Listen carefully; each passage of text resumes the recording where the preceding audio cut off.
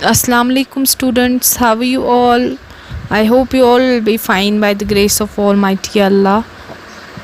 Today my topic is about types of reasoning. As I have already discussed with you the definition of the reasoning in my earlier lecture, today I'm here with another topic, we can say another subtopic of the reasoning, that is types of the reasoning. I'll just quote an definition once again of reasoning, then only I can go forward with the types of reasoning. Reasoning जो है, what is reasoning? Reasoning may be thus we can say reasoning may be termed as highly specialized thinking. It is somewhat relevant to the thinking which helps an individual to explore mentally the cause and effect relationship of an event or solution of the problem by adopting well organized systematic steps based on previous experiences combined with present observation. This is reasoning. Reasoning जो है वो thinking के साथ बहुत ही ज़्यादा relevant है.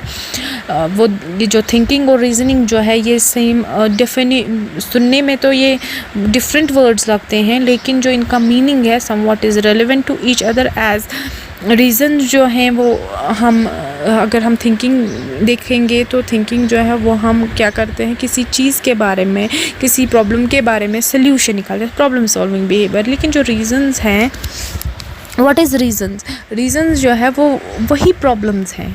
तभी तो हम सोचते हैं जब हमारे पास कोई रीज़न हो सोचने का, वही problems. That means reason is also a problems but thinking is problem solving behaviour. ठीक है, तो प्रॉब्लम सॉल्विंग बिहेवियर क्या है? वो जो भी प्रॉब्लम्स हैं, जो भी रीज़न्स हैं, हम वो सोचते हैं और सोच के हम उसका कुछ सोल्यूशन निकालते हैं और that gets into the thinking. अगर वो प्रॉब्लम होता है that is reasoning.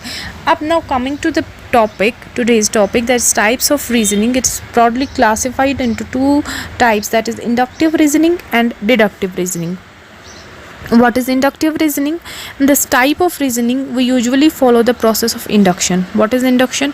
Induction is a way of proving a statement or generalizing a rule or principle by proving or showing that if a statement or a rule is true in one particular case, it will be true in all cases in same serial order and it may thus be applied generally to all such cases. Now inductive reasoning क्या होता है? Inductive reasoning वो चीज़ है, वो statement है, वो problem है का सल्यूशन है. अगर हम कोई स्टेटमेंट किसी चीज़ के लिए, एक पर्टिकुलर केस के लिए, एक ही केस है जिसके दो पहलू है, एक पहलू के लिए वो सही सल्यूशन है, ऑटोमेटिकली इंडक्टिव रीजनिंग में वो दूसरे केस के लिए भी सही सल्यूशन माना जाएगा. That is inductive reasoning. Suppose I will quote an example here. Mohan is mortal, Radha is mortal, Kareem is mortal, Edward is mortal, therefore all human beings are mortal. That means अगर एक mortal है, दो है, तीन है, चार है, तो सब लोग हैं. So second is if iron expands when heated, water expands when heated, air also expands when heated, therefore all matter, solid, liquid and gas expands when heated. अगर हम बोलते हैं कि जो आयरन है, लोहा है, जब उसको हम गर्म करते हैं वो जो है मतलब एक्सपैंड हो जाता है. जब हम उसको गर्म करते हैं पानी भी एक्सपैंड होता है, एयर भी एक्सपैंड होता है. तो जब चार पांच चीज़ों के लिए एक ही सोल्यूशन जाता है, एक ही स्टेटमेंट ट्रू जाता है, तो इस केस इंडक्टिव रीजनिंग में क्या हो जाता है, तो हम ये इस नतीजे पे पहुंचते हैं कि हम बोलते हैं तो सॉलिड हो, लिक्विड हो, गैस हो, सब कुछ एक्सपैंड होता है जब हम उसको हीट देते हैं. सो these were the examples of inductive reasoning. So inductive reasoning, thus we can say it is a type of generalized thinking aimed at construction of a rule or generalized principles by making use of particular case, examples and identities of elements or relations. Now I'll quote another example of inductive reasoning. Suppose आप लोगों ने बहुत सारों ने आप students ने बहुत सारों ने दिस MCQs में आप लोगों ने MCQs का एग्ज़ाम दिया होगा कहीं पे भी. तो कभी कभी क्वेश्चन ऐसा आ जाता है लाइक हम बोलते हैं like we can say classification problems आती है. जैसे ऐसे आते हैं क्वेश्चंस, माउस, वुल्फ, बियर और डैश डैश. तो हमें क्या करना होता है, हमें उसमें ऑप्शंस दिए होते हैं like rose, line, run, hungry, brown and so on. ये सम ऑफ द ऑप्शंस है। अब हमें इसमें जो पर्टिकुलर ऑप्शन है वो लगाना होता है, तो that is classification problem, that is inductive reasoning. या हम बोलते हैं शुगर, फिर सेमीकोलन करके स्वीट, सेमीकोलन करके लेमन एंड सेमीकोलन करके डैश। हमें लेमन के बाद जैसे शुगर अगर हमें सेमीकोलन करके स्वीट लिखा है तो लेमन का हमें सॉर obviously आएगा, that is analogy problem. This is inductive reasoning. Inductive reasoning में अब क्या आ जाता है कि अगर शुगर स्वीट है तो शुगर से रिलेटेड हर कोई चीज़ स्वीट है, अगर लेमन सॉर है तो सॉर से रिलेटेड जो भी चीज़ है तो वो सॉर ही है। अगर शुगर से रिलेटेड जो भी चीज़ है वो स्वीट है तो लेमन से रिलेटेड जो भी चीज़ है वो सॉरी होगी। तो this is inductive reasoning. Another is deductive reasoning. Deductive reasoning is the exact opposite of inductive reasoning. It may be defined as the ability to draw logical conclusions from known statements or evidences. Here one starts with some already known established generalized statement or principles and applies it to the specific cases. The following statements are example of deductive reasoning. अब inductive reasoning जो है वो बिल्कुल different है deductive reasoning से। deductive reasoning क्या है, ये हमारे लिए कोई भी जो हमारी evidences होती हैं ये एक logical conclusion निकालता है। ये ऐसे inductive reasoning की तरह नहीं है अगर शुगर स्वीट है तो शुगर से रिलेटेड हर कोई चीज़ स्वीट है, अगर हीट देने से गैस सॉलिड चीज़ें जो है पिघल जाती है तो लिक्विड और गैस भी पिघल जाएंगे, ऐसा बिल्कुल भी नहीं है।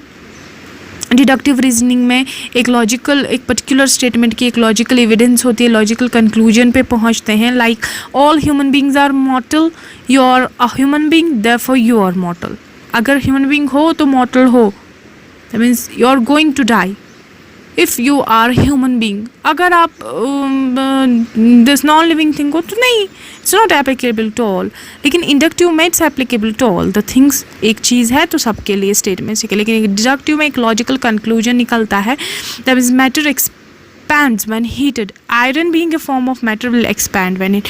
तो इसमें है कि अगर मैटर हर कोई जो है जो कोई चीज़ होती है वो एक्सपैंड होती है हीट देने से, तो आयरन एक फॉर्म ऑफ मैटर है तो वो एक्सपैंड होता है जब वो हीट देते हैं। इसका मतलब ये नहीं कि लिक्विड भी एक्सपैंड हो जाएगा। That means it has some logical conclusions on the evidences और स्टेटमेंट्स डिडक्टिव रीजनिंग में, लेकिन इंडक्टिव रीजनिंग में ऐसा नहीं होता है। तो another type of reasoning is conditioned reasoning. What is now conditioned reasoning? Is the reasoning tied down by some specific conditions, जैसे if there is a solar eclipse streets will be dark, there is a solar eclipse therefore streets are dark. Condition यानी कि कोई एक condition की वजह से उस problem का सल्यूशन होता है या वो चीज़ मानी जाती है कि ये स्टेटमेंट ट्रू है। सपोज़ अगर हम मतलब बोलते हैं सोलर इक्लिप्स है इसलिए जो है डार्कनेस फैल गई है, तो that means if there is क्यों कंडीशन है वहाँ सोलर इक्लिप्स है इसलिए डार्कनेस फैल गई, इसलिए that means there is a condition, that is conditional reasoning. Another reasoning is categorical reasoning. This type of reasoning is based on some categorical statements जैसे all robins are birds, all birds lay egg therefore all robins lay egg. ये बहुत जो ये reasonings हैं बहुत सारी जिन्होंने दिया होगा एग्ज़ाम MCQs में, जनरल MCQs में, जनरल नॉलेज के MCQs में जो अप्लाई हुए होंगे उनको आई होप उनको पता हो ये कि ऐसे क्वेश्चंस आते हैं जैसे ऑल रॉबिन्स आर बर्ड्स, हर कोई रॉबिन जो है वो बर्ड है।